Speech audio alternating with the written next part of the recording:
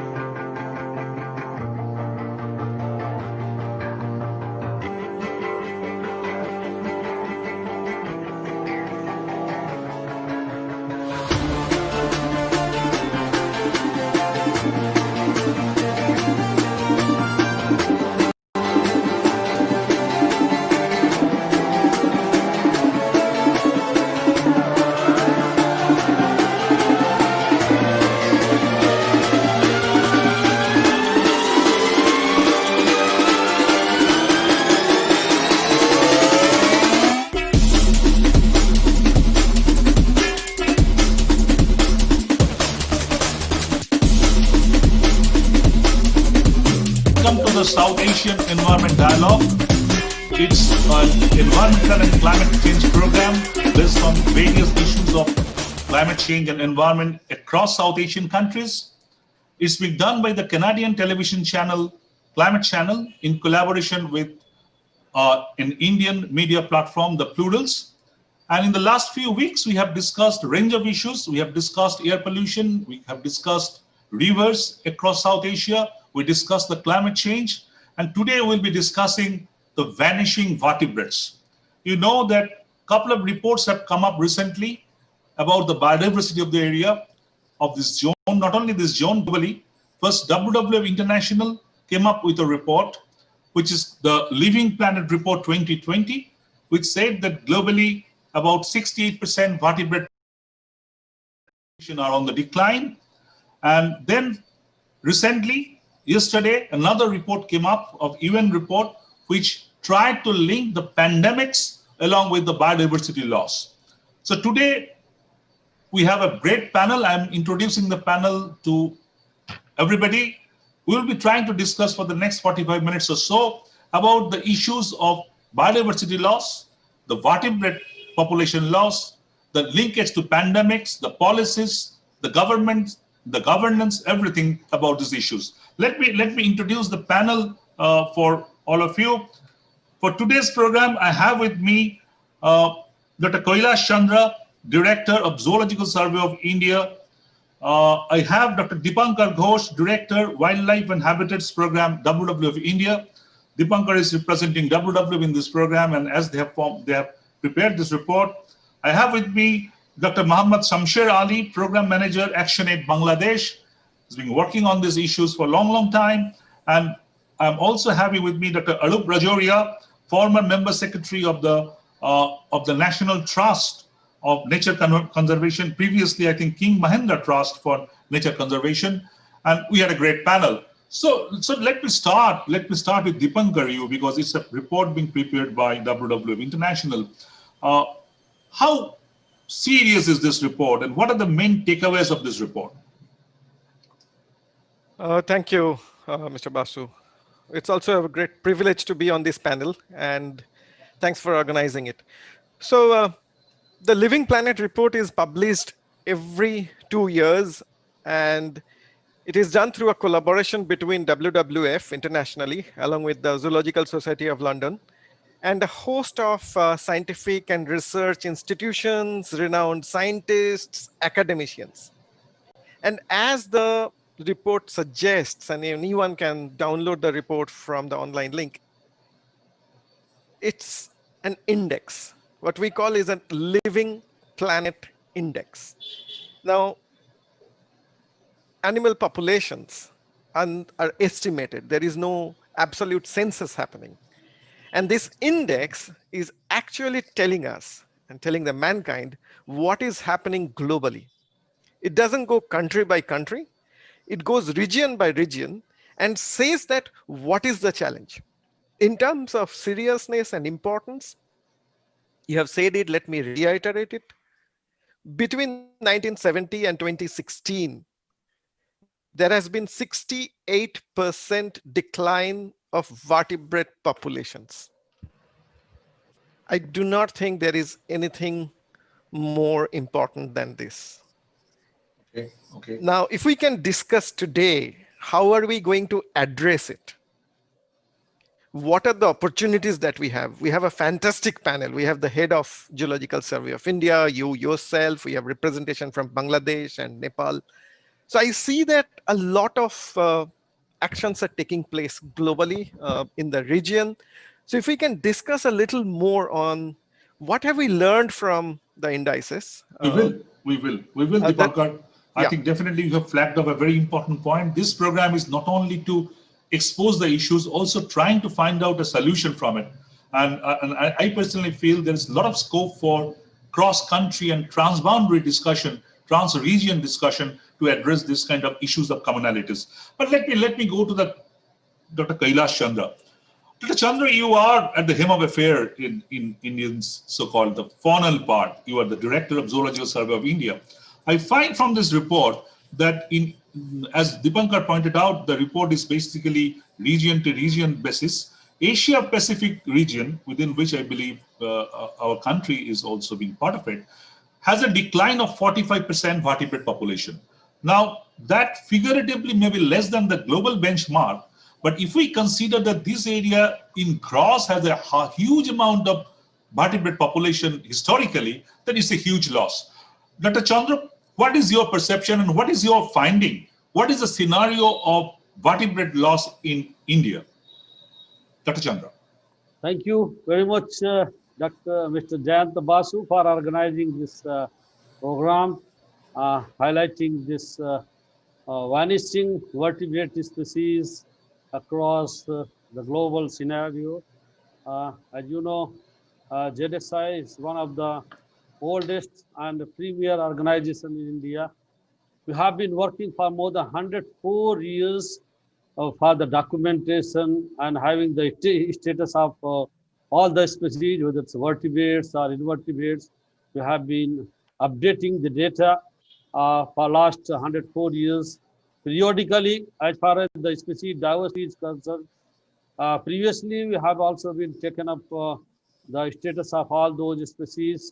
Status survey of threatened species is one of the primary objective of the organizations, and I would like to highlight here at present globally there are 66,689 species of the vertebrates, which are comprising fish, amphibian, reptilian, birds, and the mammals, of which 6,279 species have been updated and have been reported from India for these 5 groups of animals.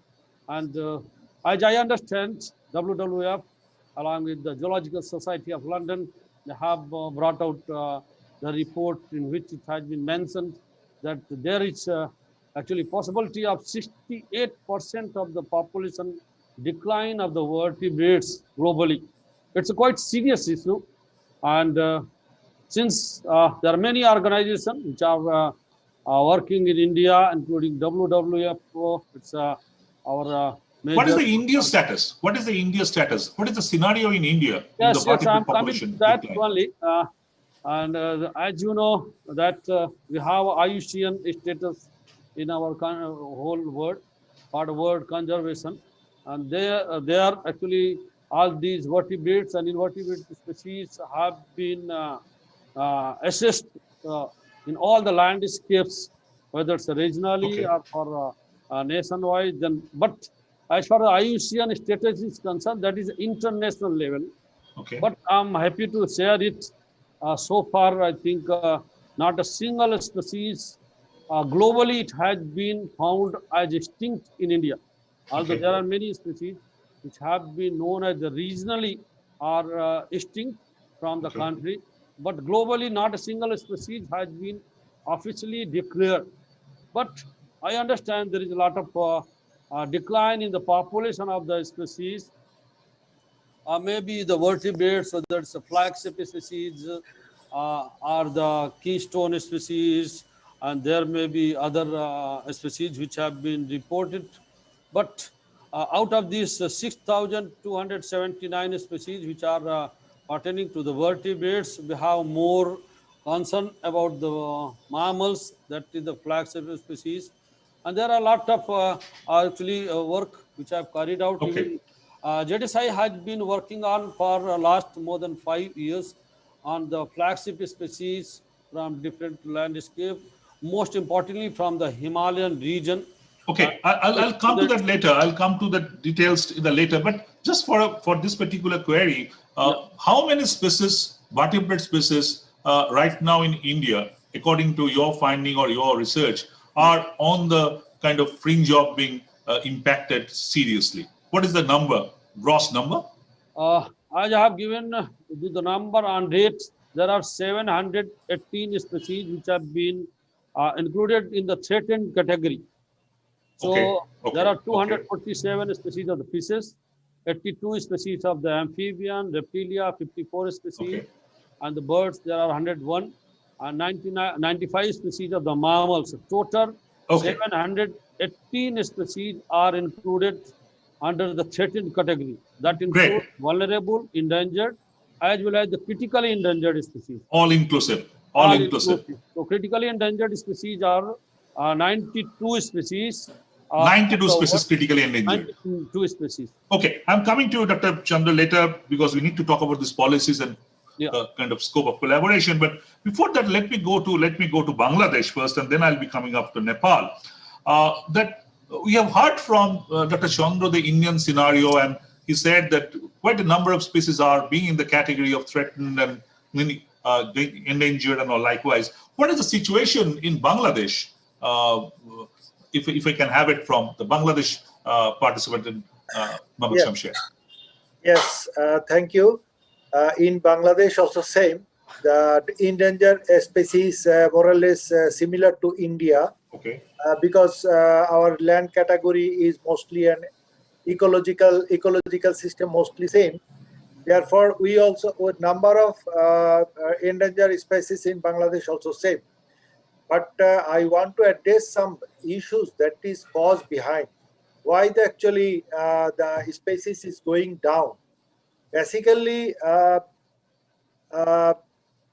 particularly this is actually related to natural resource management. You know, the natural resource, primary resource is land, water, and air, and then it is flora, fauna, and aquatic biodiversity.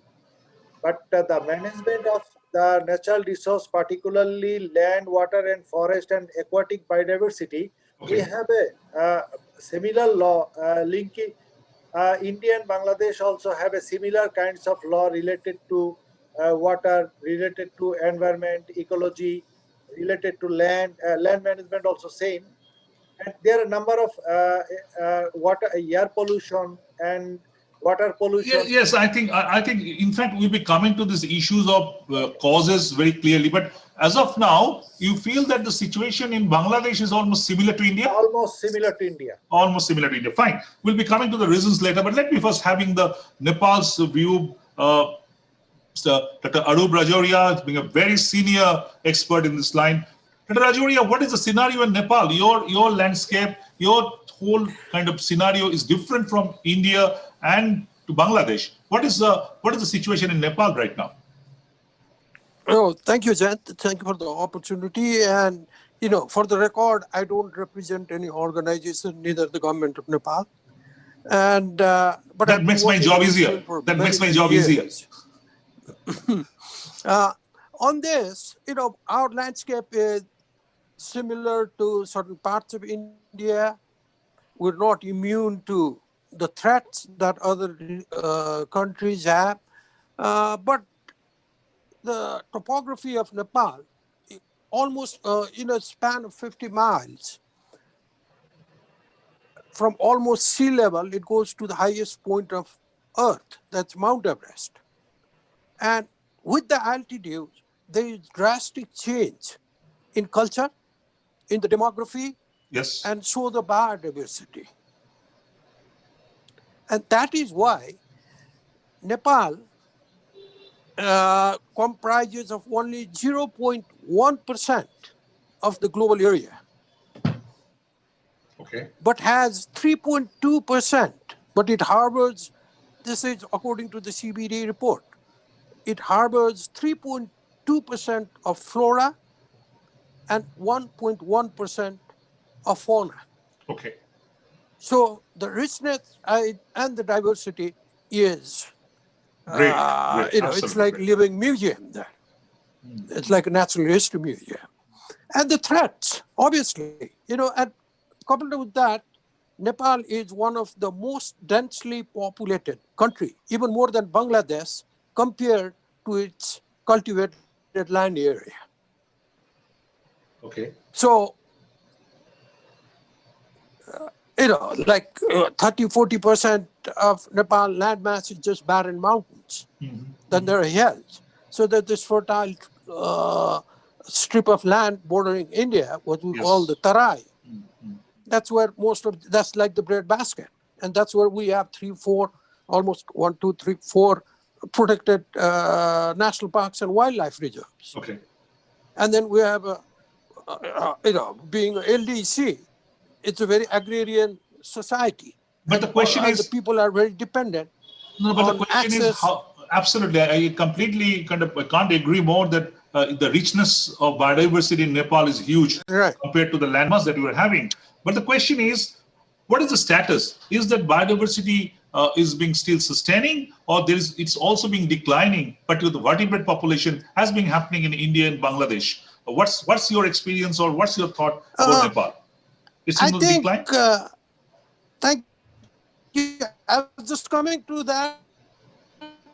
I think we Nepalese can claim with vanity and pride the region, like the rhinos and the tigers, the most endangered. It's a very positive growth curve there. There are incidences poaching, which no country is immune to it. But the threats are obviously there. But the preemptive measures and the different factors for that also are in place. And particularly, I think one of our major conservation success is based on community mobilization, Community on mobilization. transferring ownership. Okay. Fine. I'll be coming to that. I'll be coming to that. But let me go back to Dipankar again. Dipankar, you are part of this report in the sense that WWF has done it.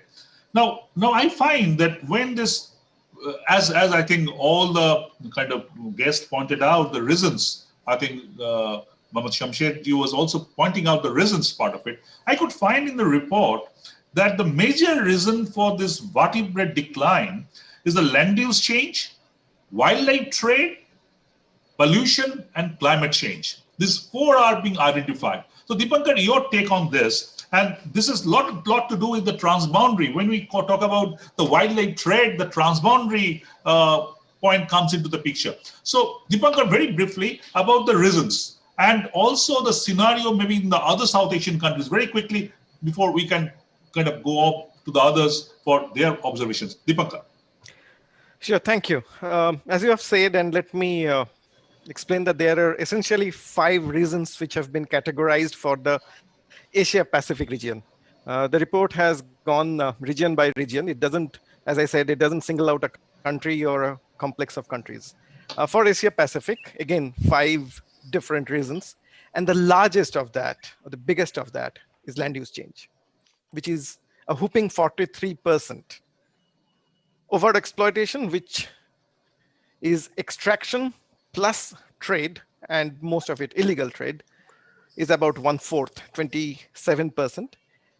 And then, surprisingly, invasive species. It's also related with habitats and land use change to some extent, but primarily invasive species is about 14%, pollution about 11%, and climate change 5%. So those are the major reasons for this decline in vertebrate numbers. And the challenge is, if we look into data, if you look into just the data from India, between 2014 and 2017, a whooping 56,000 hectares of forest land have been diverted in just 5 states: Haryana, Telangana, Madhya Pradesh, Odisha, and Maharashtra. So, every time we talk about biodiversity and nature conservation, and I think one of my previous speakers was saying is that how natural resource is managed, the debate comes is that conservation or biodiversity versus development. It's not versus, it has to be conservation and development. If Yes. land use change is not regulated, if we are not bringing some kind of sustainable practices, things are going to decline. So that's something is happening. I'm not speaking on behalf of the South Asian nations, but let me give you some positive. WWF, again in partnership with a lot of scientific institutions, about 5-6 years back, we came out with 2 reports termed as Where Earths Collide, and you might have done a report on that sometime back. It basically noted new species discovered from the Eastern Himalayan region, Nepal, Bhutan, and India, and humongous numbers of species, including birds, including higher vertebrates as birds like Bugun leochikla. Now, perhaps they are staying because their habitats are protected. It was in a protected area, it's still there in a protected area. I'm not saying that we are looking into a protected area kind of an approach. It has to be inclusive conservation. It has to be inclusive conservation. Fine. Dipankar, I will be discussing about the policy later, but let me come to Dr. Chandra. Dr. Chandra, Dipankar has pointed out how land use change has been the major impact, and I understand that it basically from forest to agriculture or other kind of changes for land use. I can see that in the freshwater, also the aquatic part of it, 4% loss per year, and in India, and also in India, if I'm not wrong, 12% wild mammals, 19% amphibians, and 3% birds have been lost over the period of time. So you have also mentioned how the vertebrates are declining. So let us try to grasp this problem at its neck. What should we do about it? Dr. Chandra, as an expert, as a scientist, and as an institutional head, you are in a very, very important position in the country. You are heading the most important institution in the context. What's your suggestion? What's your talking to the government to rectify the situation as far as possible? Dr. Chandra. Thank you, Mr. Jayant. First, I just brief a little about this. What are the causes? It has already rightly mentioned by Mr. Dipankar Ghosh that habitat and degradation, fragmentation, and then conversion of the forest into this land use is the major cause. Along with that, but to me, at least, along with this, there is a chemical poisoning or the use of the insecticide, pesticides, also has caused a lot of actually impact on the actually freshwater ecosystem particularly, and because entire whatever the insecticide, pesticide used in agriculture ecosystem, that is going to the freshwater and ultimately to the sea. Invasive species, he has already mentioned. In India, we have more than 158 species of invasive species, yes, as far as the fauna is concerned. And 100 species are there in this marine ecosystems. There are around 25 species of the vertebrates. Most of them are the fishes. They have actually replaced our local species, or what we call as indigenous species. Climate change, no doubt, has also caused a lot of impact on our vertebrate pollutions. But to me, at least, since I have been observing it, it's all because of the anthropogenic impact. Until unless we are able, it's all we have been creating the problem. Why we have the land conversion? Then because we have to have the health security, food security for the people and livelihood. So that becomes the prime, I think, object for any of the policy makers. And until unless we are actually not able to control, it may not be happening across the global or all the countries like Europe and America, but Asian countries, it's most of the I think important factor. We have to have the control of exploitation of the resources, and particularly natural resources. And then how it's going to lead it, what are our measures which we have to take it. I think government alone cannot do each and everything for the conservation and for these species, particularly vertebrates. We also need the community participations at each and every level. Although government has notified lot of our protected areas, there are 907 protected areas. National park, wildlife sanctuaries, Ramsar sites, tiger reserves, elephant reserve, biosphere. So as far as the policy is well done, it's all going on very well. But for transboundary species, we have the CMS, Convention of the Migratory Species, IUCN is there, then CITES is there.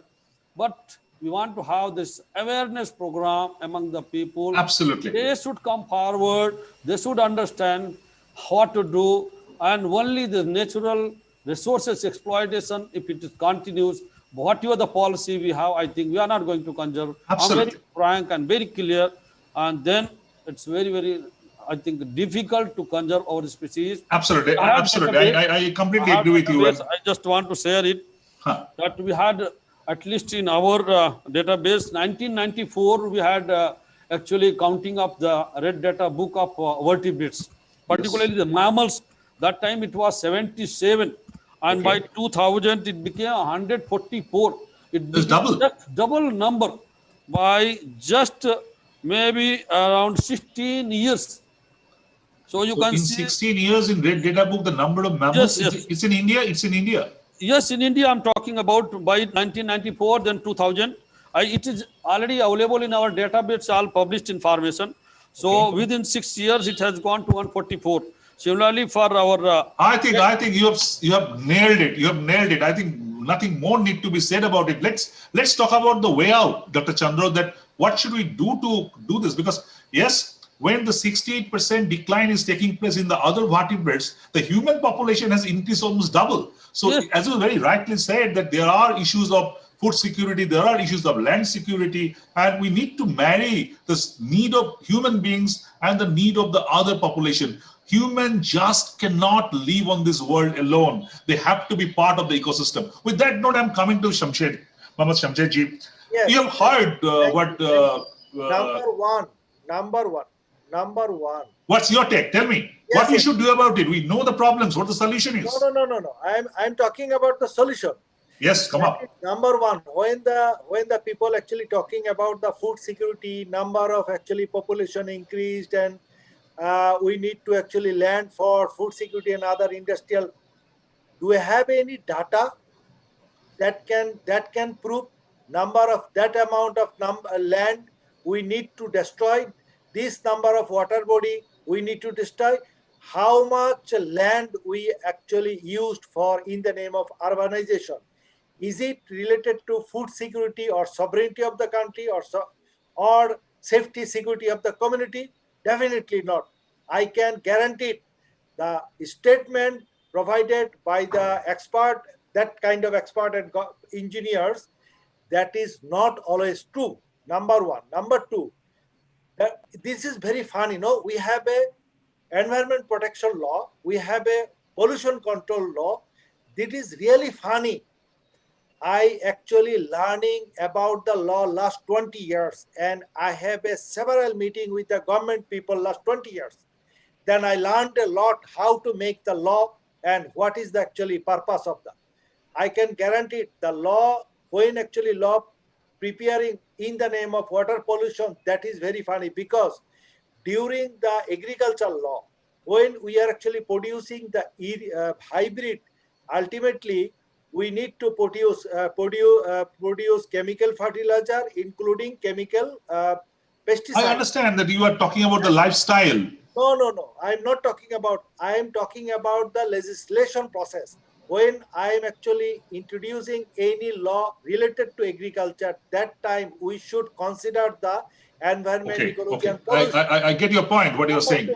When we are talking about the land use policy, definitely environment, ecology, and pollution should be included. that means ecology and pollution control, everything would be cross-cutting for all over the country in all over the law. Great. Let me take your point to the others. And you remind me one particular thing. One of the experts once told me that was told in context to India, but I guess it applies for entire South Asia, that we are very good at preparing laws, but we are extremely bad in implementing those laws. No, And we are. that's the scenario all over. We create the laws, but then we hardly implement those. That's the problem. That statement, actually, I have a different argument. If this law people can actually malpractice, that is not a law. That's not a law. That is not a law. You look at Europe, no? Europe. No, I understand. Let us stay in South Asia. We'll go to Europe later. Let's come to Arup Rajoria's Nepal.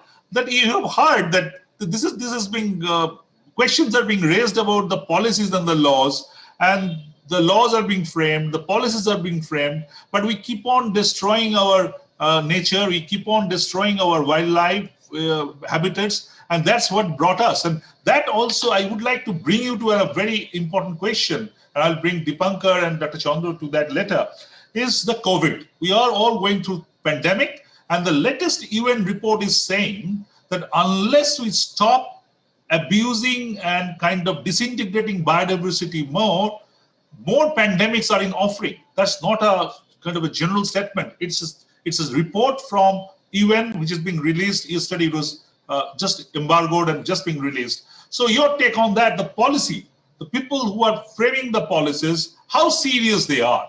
Do they really understand the importance of keeping biodiversity, that it is so important to keep the world actually surviving? Rajoria, Mr. Rajoria.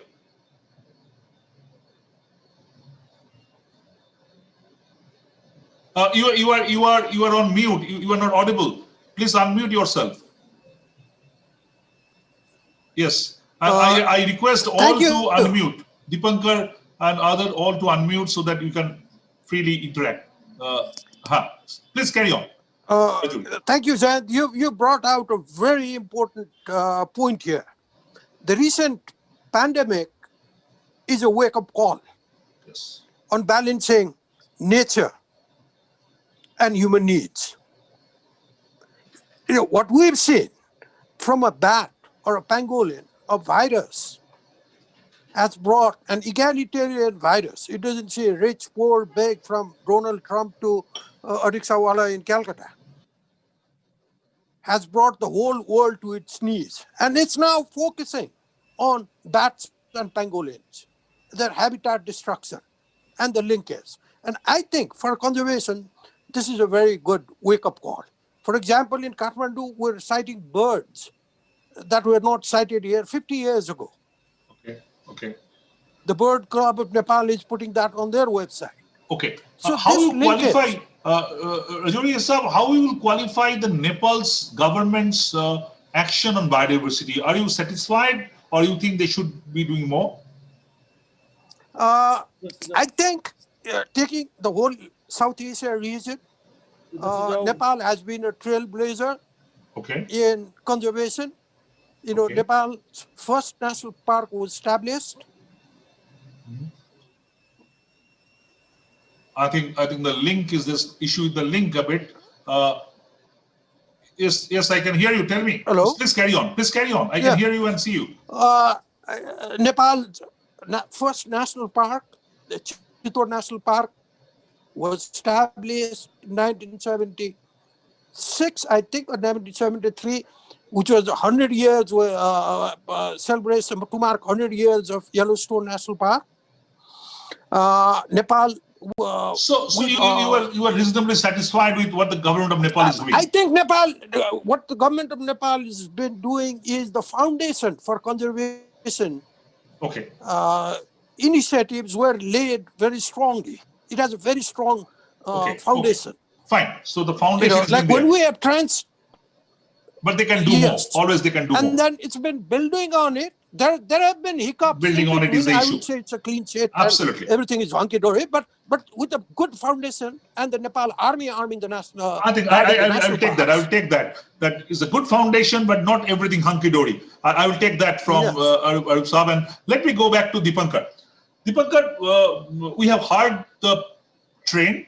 We have discussed the problems. We have understood the challenges. Yes, what Dr. Chandra has been pointing out. We can argue, we can counter, but the fact is the human population, the way it has been increasing, you have to provide them food.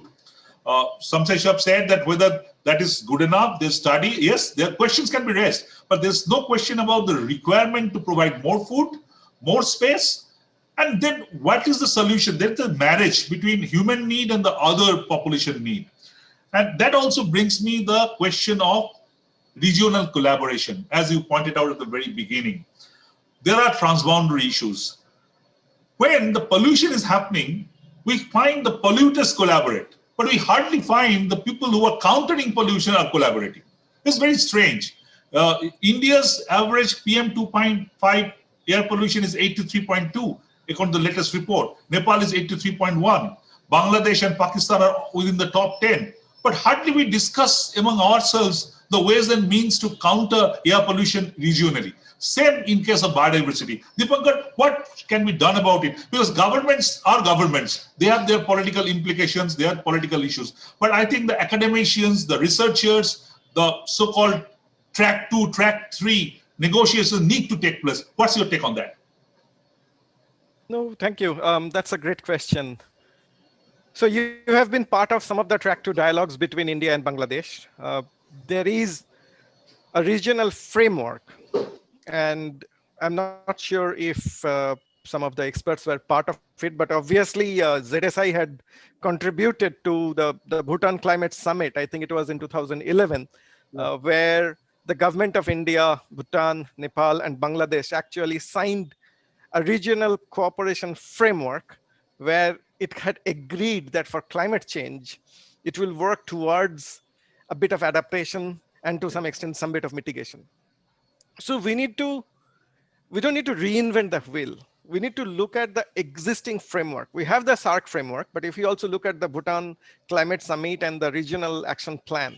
So one is that. The second one, there are bilateral cooperations between India and Nepal, a very strong one. Tiger monitoring has been done jointly between India and Nepal. The same thing has happened between India and Bhutan. A lot of transboundary collaboration between India and Bangladesh. Also, there has been a bit of collaboration. People were talking that, can the same protocol be done while monitoring tigers between India and Sundarbans and Bangladesh Sundarbans? Now, I think we need to diversify. I won't say get rid of that, from the tiger-centric approach, because that's something which has given us the tiger reserves. A lot of rivers are flowing out from tiger reserve. A lot of biodiversity are protected when we are protecting the tiger reserves. In fact, Dr. Chandra has also stated that. But if we look at other vertebrates, what's happening with fish fauna? Yes. A lot of freshwater fish, which were there in Bangladesh and India, what's happening to them? Are we getting some of them? Now, being a Bengali and a predominantly fish eater, I can tell you that some of the species that we used to see 30 years back are not there, are not common anymore. So what's happening on that? And talking about feed security, if we are not getting our common fish, I'm not talking about hilsa though, but if we are talking about some freshwater fish, what's happening there? Number one. Number two, what the Living Planet report has also shown is that there is huge decline in pollinators. My question to us is that if there is decline in pollinators, what are we going to do with land? If there are no pollinators, then our food security is hit on the head with a sledgehammer. So until and unless we are tackling, and Dr. Chandra, thanks to you for bringing in the whole pesticide pollution, we need to tackle it. Yes, absolutely. We had to tackle diclofenac poisoning, and Nepal pioneered in releasing vultures. And talking about collaboration, the vultures which are released in Chitwan in Nepal, they were captured, or rather held back by few people in different parts of India in the Tarai. People got to know about it. Those vultures flew back, and we know that those vultures are now sighted in Nepal. So we need to as you rightly said, that governments are doing their bit, but we need to strengthen the regional framework with NGOs, with citizens, and not just people who are talking about biodiversity, the corporates, the Yes, academicians, absolutely. everyone, I think the media, media as well. I think absolutely, also absolutely. we have a lot of Yeah, responsibility let to. me just Yes, let please, me let me please, come interject on. on what Dipankar was saying. Yeah, this vulture issue. You know, I was very involved that time. It was a very challenging and an uphill task because of the diclofenac. The villagers, all the vets were giving diclofenac to cattle, and the dead cattle were being eaten by vultures, and vultures were dying. So banning that was not an easy task. You know, so all that pressure needs to be built. But I am optimistic. The outcome of this pandemic, COVID-19, I'm sure, you know, conservation will be in the front burners now. We hope so. Yeah. So, absolutely. Thank you for being kind of very important inputs. And I'm coming to you, but before to Dr. Chandra first, because Dr. Chandra, in South Asia, the role of India is enormous, both from the landmass point of view and also the overall contribution point of view. I know that JDSI has been working with various other countries in the region, but how you feel as an expert, as an somebody who's been looking at this for quite some time, but how this collaboration, not necessarily exclusively at the government official level, but also sometimes beyond that.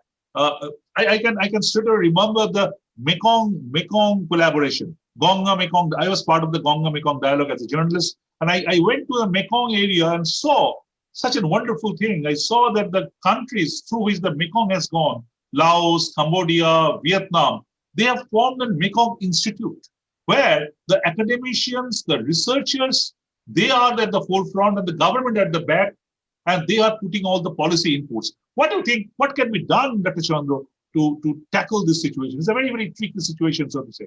Dr. Chandra. Yes, you have rightly said, Mr. Jayant, it's a very vital issue as far as India is concerned. Although there are a lot of collaboration, it may be SACEP, it may be IC mode and multi transboundary our issues that's going on at higher level within the government, maybe in the bureaucratic level. But you will see in the ground level, it is not much is happening. As you have told about the Mekong, that is actually the northeastern part of our country. A lot of species of the vertebrates are overlapping with those regions. And since JDSI has compiled entire database of our country, now Himalaya, Bhutan and Nepal, these areas are having the highest biodiversity proceed in Southeast Asia, as far as the Asia or area is concerned. From Himalaya itself, you will be surprised to know 30,777 species of entire animal fauna have been recorded. So fauna of the Bhutan, Nepal, it's enormous. Even still many species are there. Similarly, for the northeastern region, that is second in our country. If you compare in all 10 biogeographic zones, first is the Himalaya, then second is northeastern region, then third only the Western Ghat is coming. Yes. So we have been highlighting about the Western Ghat. It is now the third as far as the faunal diversity or the biodiversity is concerned. Okay. But as you have been talking, because there is not much work has been done in the ground level, whether it's with the NGOs. So I want that media should play a major role. So far, we have been only taking up the issues about the iconic species, maybe charismatic species, tiger, lion. Yes, I was coming to that question. Are we too much kind of burdened with the tiger and the lions and the smaller vertebrates and other animals are being... I'm coming to you, but let Chandra finish first. Yes, Chandra, please carry on. What is their status also? So we have to understand in the landscape level, what is happening in total landscape and ecosystem. You have talked about the freshwater ecosystem. We have word in the actually compiled also 9,456 species of animals only named from the freshwater ecosystem India. And because now entire our ponds and many of the lakes, their area is shrinking. So once the population is shrinkage is there, that is going to lead the species extinction also. So ultimately, it is going to have the vanishing of the species. There is no doubt about it.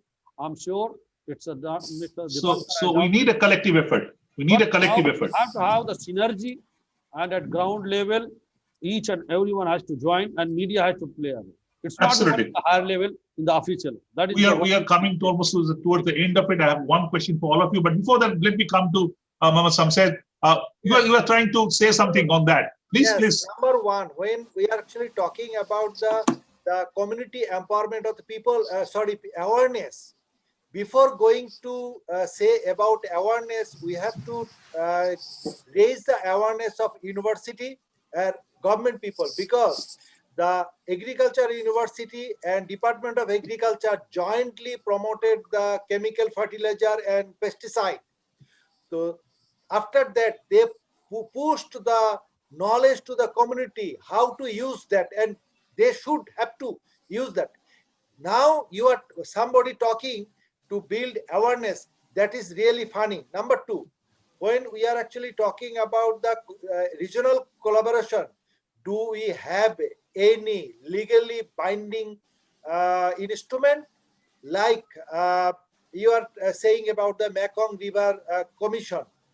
And till now, the South Asian country did not sign on UN law on non-navigation. No, but India and Bangladesh has joint commission on forest.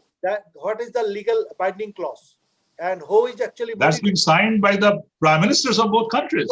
So You may say that is not being implemented. That's a different thing. No. When we are talking so enthusiastic, we are saying that prime minister means relevant to God. No, but they are saying everything they will do. Are we thinking that? Are you thinking the prime minister? I agree with you that not necessarily the signing means. No, what is the proposition of Mekong River? Even you are the Indus. That was the third party engagement. No? Even why? Yeah, may I? I'm coming. No.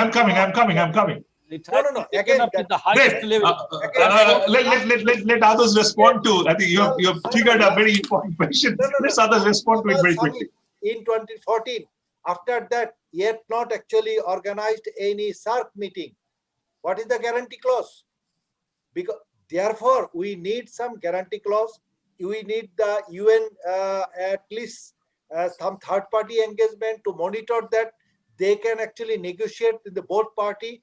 Like now, actually, our SAARC actually going. Okay. Let's take your very quickly. I would request others to very quickly comment on what he just said, that there needs to be a legalized instrument, and even if they are not being executed the way they should have been. Dr. Chandra, you were trying to say something? Yes, I'm just I have little difference of opinion with the. Yes, it's a platform to express our opinions. So no problem. At Come least on. I would say that at the highest level of the bureau, I think policy makers who are actually the prime minister, if they take up some issue that show the interest, if they do not take the interest, how it could be percolated to the lower level. Absolutely. So I do not have anything to say that it should not be at least if they are taking, and if they have the collaboration with the SAARC and any other neighboring country, there should not be any problem. And that has to go to the ground level. That is the that has to go. Where it that percolation may not be there. The percolation may not be there the way it should have been. I want to raise point at one. I'll come to you. No less than 1 minute. That is governance issue. Who are the governed for this planet and country? Prime Minister or people? Before thinking anything, we need to think about the capacity of people, think about the engagement of people.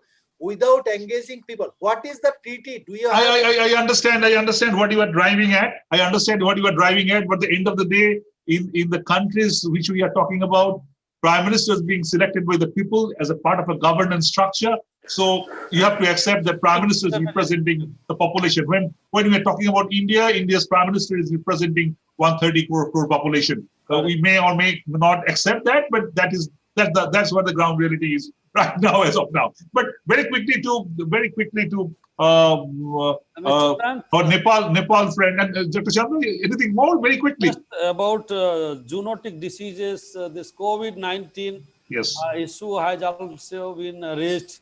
during this, and that is also, I think, mentioned in WWF report. That the Global Planet report. That's a UN report. That's an UN Yes. report which mentions Yes. the relationship between biodiversity and COVID-19, Correct. and saying But that it I may do not increase. understand how this has been connected with the loss of vertebrates directly. Maybe some indirect factors are the drivers which have been there. Dr. Chandu, these are two different reports. The WWF report is the Living Planet report, is about the vertebrate decline and the general biodiversity, and the other report which linked the pandemic with the biodiversity loss is a recent report of UN. Yes. It's a United Nations report that is saying that more pandemics are in offering if we do not stop right away the kind of biodiversity loss. These are two reports which I'm trying to link at. But I'm coming a final question to all of you. But I think before that, let me talk to Arup Saab. That you feel that governments at the ground level, people need to be more proactive. Then let me respond to 1 or 2 points before I go into the question you asked me. Number one is about the MRC, the Mekong River Commission. I know I was very intimately connected to that as I worked as a CTA for UNDP on climate to the government of Laos. MRC is not the members are not, it is not a binding commission. It's a non-binding commission. It's a non-binding. That is why it has not been able to do. It is non-binding. And that is why it has not been able to achieve as much as it wished for. The other is the ADB's Mekong project. The ADB's, because ADB had the resources, so that has been more effective. And as for regional cooperation, there are many organizations like ICIMOD, International Center for Integrated Mountain Development based in Nepal, is a regional organization for the Himalayas. And then through ICIMOD, we did develop a tripartite national park called the Chongolong Reserve, with Mount Everest, Makalu, Bhutan, and China. It's just stated boundary because of all these political issues. And to address your question is, first of all, do the community need to be involved? Yes, but how do they get involved? Yes, you need strong, that's the big question. Interested leadership first, which is on the radar. For example, you take Project Tiger in India. That was Indira Gandhi's, a special project. She got the best people leading that project. Now you claim, India has number of tigers is according to that. The foundations of conservation laid in Nepal was during the days of monarchy. Right? That was their hobby horse. And then everybody built on that. No, that's the community and the awareness. I agree that we need to find the modalities. Then one more point. For the community to get involved, it needs economic incentives. They know we may have Ivy League degrees from Harvard and Oxford and MIT, but they have been living with nature for generations. They know the value of conservation. I complete it. That's an extremely valid point. No. I thank you for that point, to raise that point, that the community, their experience at ground level needs to be something which I think Mohammad Samsher has also been trying to say repeatedly, that the people who are at the ground, their opinion, their observation, their finding, their experience need to be integrated with the policies. The prime ministers and the ministers and others just can't do it like that with the bureaucrats input without taking commentary at large. I completely accept, and Dr. Chandru will also accept that this has to be done that way. But my final question, let me come to the final question. We are almost running out of our time. Let me start with Deepankar. We have heard the entire range of it, but what is in store for the future? What do you feel that are we progressing towards a dead end, Deepankar?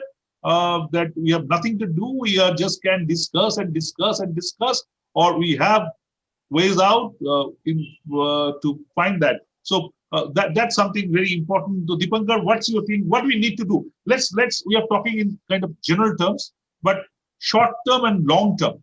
Very quickly, I can give everybody a minute. Just what we should do in the long term and short term to protect this globe, to protect South Asia. Deepankar. Thank you. Another great question. Before I respond, let me tell you a little bit about the challenges that we are facing now with this Very quickly. coronavirus. The UN report has stated that disturbed habitats often favor opportunistic or generalist species that happen to be reservoirs for viruses. Danger point 1. And danger point 2, there is a process called dilution effect, where more virus transmission events can occur in a single species community which have got low species diversity than in the communities which have greater species diversity. Now, to answer your question, I think the first point has to be, we need to regulate land use change. Regulate land use. At times, what we have seen in wildlife corridors, and I'm not talking about tigers, I'm talking about elephants, other vertebrates, ungulates. An agriculture field works much better than a special economic zone. Okay. Now, the country needs a special economic zone, but does it need to be set up on an important corridor? Has anybody discussed it with those animals? Not possible. But has anybody discussed it with the forest department, or is it only coming to the Ministry of Environment and Forest or the State Forest Department when land ownership or land tenure needs to change? Okay. So there has to be a collaborative and collective decision making for I think the inclusive is maybe the key word. Correct. The second one is inclusive. What Arupji and Samsetji and Dr. Chandra are saying is that there has to be economic incentive for people, and it can only come.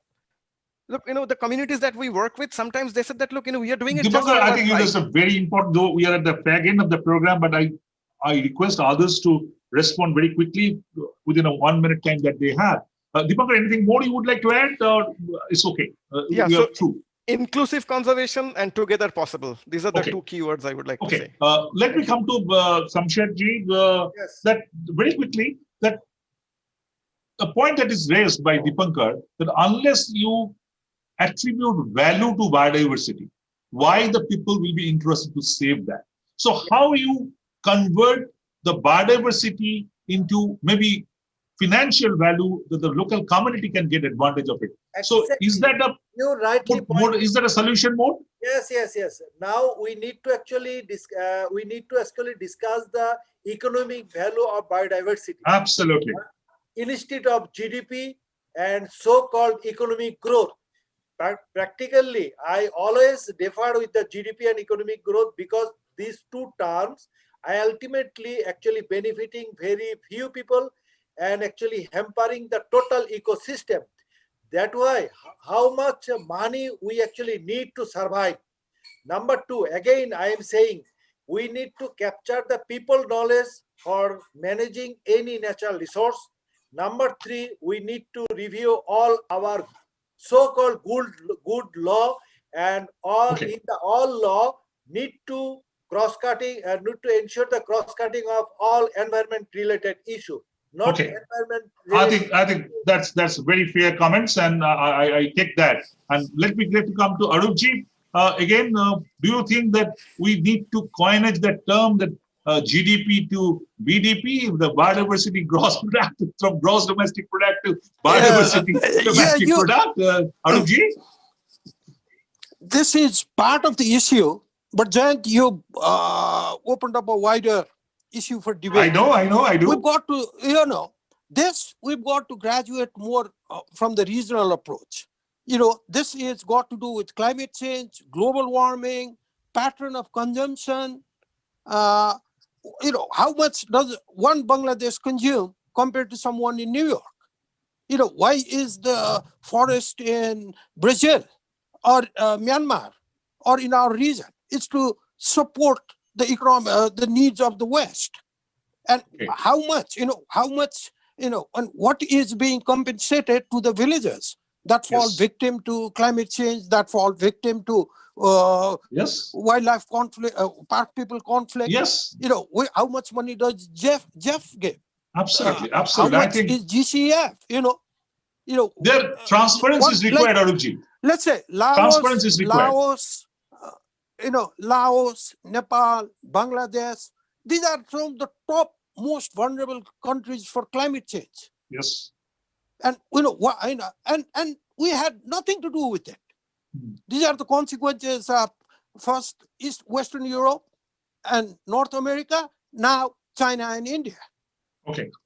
Okay. I take your point here. I take your point, and I think that we'll discuss another day. But let me conclude with Dr. Kailash Chandra. Dr. Chandra, it's a very interesting point being raised at the fag end of the program. Do you feel really the marketing the biodiversity, the strategic marketing of biodiversity vis-a-vis community, or may I call it community marketing of biodiversity, is that the way out? Because you need to give some advantage, some leverage to the people of not destroying biodiversity. Now they are getting the financial advantage for destroying biodiversity. If they are having an advantage of not destroying biodiversity, that may be the clincher. Dr. Chandra, what's your take on that? Very quickly, we have just a minute left. Yes, Mr. Jayant, I would like to say that I'm at the age of around 60 years, around completing by 2021. And when during my childhood, there are not many things which we are getting from the market. Maybe Markin cloth was available there. Very few things. Terraline came maybe after 20 years of my age. And later on, many, I think, product came to the market. But what was we are getting livelihood? It was all from the biodiversity. But now there is a lot of difference between the need and greed. There is a huge gap between the need and greed. Means if you require maybe 2 breads or 4 bread in a day, but huge expenses are there for the, I think, basic need are very, very less. So need and greed, until unless we are having the gap too much, it's going to have devastation for the whole world. Second is the pollution. Pollution, you have already talked about every year where government of any government, maybe in Southeast Asian countries, they are not giving much emphasis how to have this control of this pollution, whether it's air pollution, water pollution. Even Kolkata, I've been here for last 10 years. It's not the primary focus for any of the local government. Anywhere in India, all our canals are polluted, entire debris is going on there. Third is investment in the biodiversity. As we have been talking about the GDP, BGP, biodiversity gross product is very, very important, since we are getting bread, butter, everything from that. During our pandemic for last more than, I think, 6-7 months time, diversity and biodiversity has been the savior. We have not been going to the market, but if there would not have been our cereals, fruits, nobody would have survived. Even medicine, they are available in the market. But as we have understood, until unless we have the community participation, it should, and the major role of the media, and community has to be given not only the interest, the awareness, that is the interest among absolutely. Let me kind of because we are almost have run out of time, but very important, the government role, the community role, definitely media and others roles are important. Let me end with a very small story. Dr. Chandra actually has kind of prodded me to remind the story that when I went to Bangladesh some time back before this COVID, I was going through that border of land border and was going towards Khulna, and we had lunch in one of the roadside place, and a fish was given to me called Datina fish. It's like a saltwater vetki fish. I don't know whether my Nepalese friend can know that, but it's a beautiful fish. I asked, what is this? This is a saltwater vetki kind of thing. And then I am an urban person throughout, so I have never ever. My father was almost dedicated market person to go to market every day. I have never visited the market likewise. But I have never seen that fish. I never ate that. When I came to Indian Sundarban, and I said that in Bangladesh, I ate that fish, datina. Can we have it here? They said, no, we don't have datina, but we have datin. It's the same fish. So still those fishes are there. And as I said that this is still, I think, something is still there. We really do not want to believe the world is going to end. We feel that world has this capacity within itself to rejuvenate and come over this problem. So biodiversity loss, and as Dipankar pointed out, the latest UN report is saying that it may get even worse if we do not stop now. I think the time is right when the leadership, like people of all of you, and maybe kind of a regional and transboundary networking beyond the government, with the government, without the government, everything taken together, we need to carry on this fight. We need to keep on talking that unless we stop this environmental loss and biodiversity, this world is not going to be there. With that note, maybe another day, maybe we'll take this discussion forward. But as for today, we end there. Thank you. Thank you, everybody from Climate Channel and the Plurals. Thank you. Thank you. Thank you very much. Thank you. Just then all our Thank you all. panelists. Thank you so much and namaskar. Good night. Good night.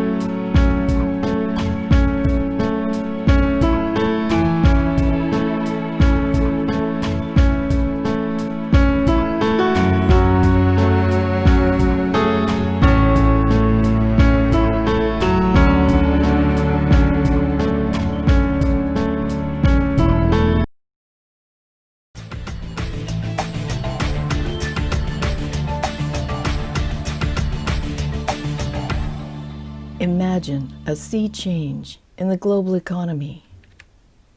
Imagine, in 2006, several of the wealthiest foundations hired a consulting firm to review scientific literature, to consult with more than 150 climate change and energy experts, to create a plan designed to win, a plan to create global cap and trade systems and a binding agreement on greenhouse gas emissions. Imagine, they didn't ask you, the people. They decided for you. They didn't ask your government. They funded local environmental groups to act as if there was a grassroots demand for these policies. Policies that would make them richer and make you poor, make you into carbon serfs.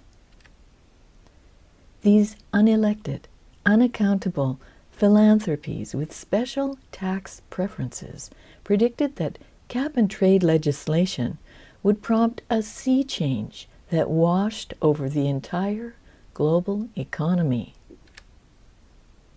And the report included little to no discussion as to the sponsoring of new energy technologies, whether by government or philanthropy. Notable was the absence of any meaningful discussion of social, political, or cultural dimensions of the challenge. For you, the result is broken promises, empty wallets, empty pockets. It was an insidious method. Designed to win, had an insidious method of changing domestic climate and energy policy.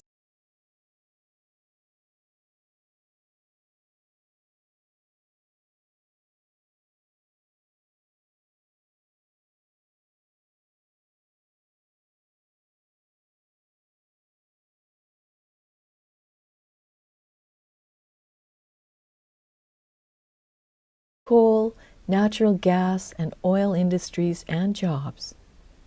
Environmental groups have forced through greenhouse gas reduction targets and policies, all to serve the interests of the world's wealthiest philanthropies, with no regard for the desires or financial constraints of you, the public, with no regard for domestic. Ontario has a housing shortage. It's driving up costs and making renting and owning a home unaffordable. Right now, builders need more certainty about costs in order to build the housing we need.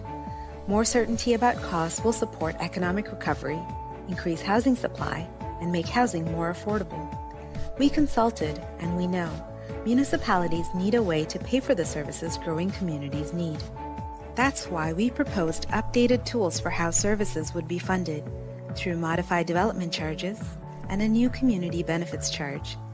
Through development charges, growth will pay for growth. Municipalities would be able to recover 100% of the cost to build long-term care, childcare and public health facilities, playgrounds, libraries, affordable housing, shelters, and more.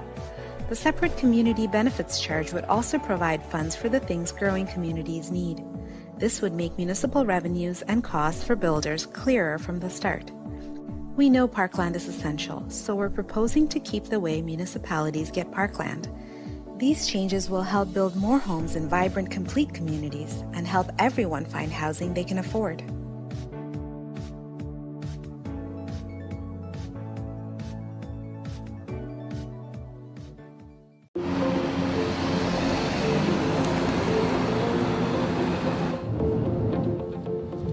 The role of an employment standards officer is to conduct inspections and investigations.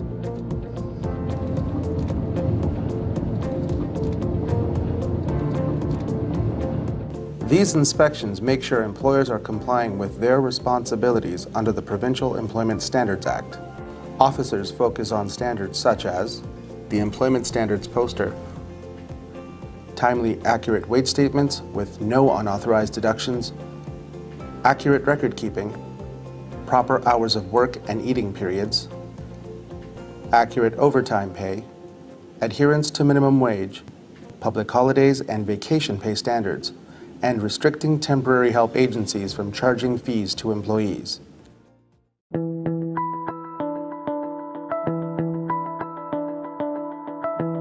My name is Maureen Sands, and I'm an Employment Standards Officer.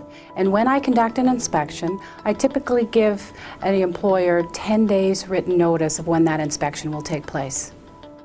This gives the employer an opportunity to get the records available. It also gives us time to do our preparation. We check the legal name of the business, whether it's still active, and we'll look at the claims and inspection history. We will also check to see if the workplace is unionized. We generally don't conduct inspections in unionized workplaces. They have their own dispute resolution process to follow. We supply written notification of the inspection to the employer, along with web links to review their responsibilities. The notification also provides the officer's contact information for any questions about the inspection. Ali Sheikh speaking. Hi, I've received a notice of inspection, and I was just wondering why it is that our workplace is being inspected. Workplaces are selected through a variety of methods. These may include third-party information, local intelligence, or random selection as part of a sector-specific enforcement. In some cases, we may also re-inspect a workplace to make sure that past violations have been corrected. During an inspection, the Employment Standards Officer will take a look at a number of records which may include schedules, timesheets, payroll ledgers, and wage statements. The notice that we send out to employers also indicates important information about the Employment Standards Poster. The procedure is that we arrive at the workplace, meet the employer or their authorized representative. I'm Ali Sheikh. I'm an Employment Standards Officer. I'm here to do an inspection. I've been expecting you. Come with me, the records are in my office. Sure. We review a variety of documents that relate to the Employment Standards Act, beginning with an employer interview to determine compliance with the ESA. We take time to answer any questions an employer may have about their responsibilities. And we also interview employees. Hi there. Hello. As part of my inspection today, I'm conducting interviews. Do you mind speaking with me for a couple of minutes? Sure, absolutely. Over this way, please. If I have reason to believe that there is not going to be adequate privacy to properly interview employees, I will make that known to the employer and let the employer know that I require a place that is comfortable and that is isolated from the rest of the workforce or work environment.